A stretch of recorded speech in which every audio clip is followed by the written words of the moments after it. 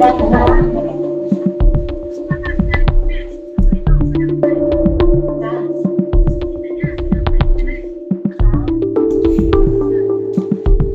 ติดต่ออะไรคะนักเรียน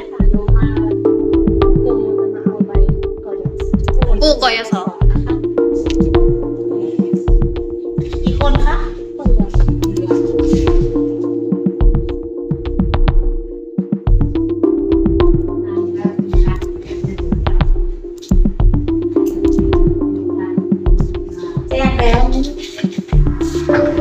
แจ้งแล้วจ้าแจ้งแล้ว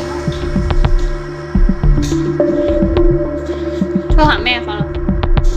ใช่ไหมใช่ไม่ค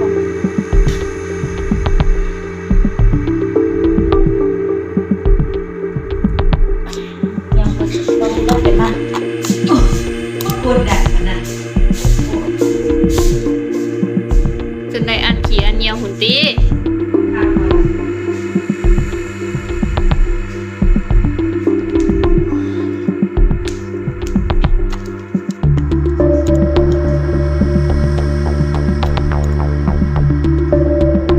เฮ็ดงานหรือยัง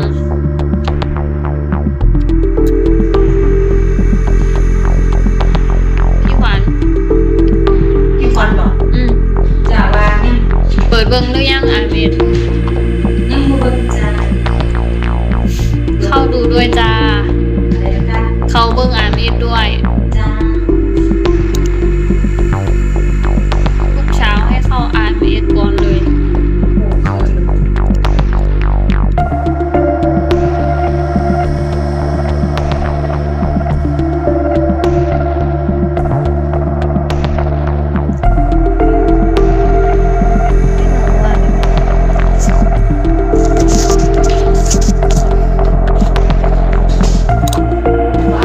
อืม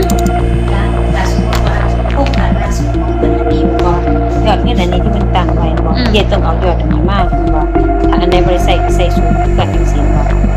โอเคไม่ว่านี่ก็สิยังคงคือเก่าเนาะ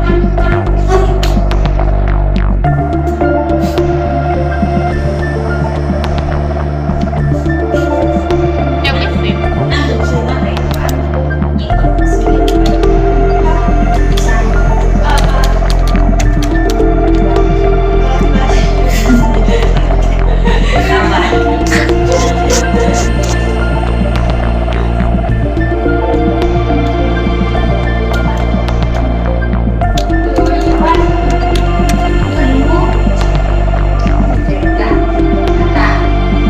คือสูง เป็นญาติกัน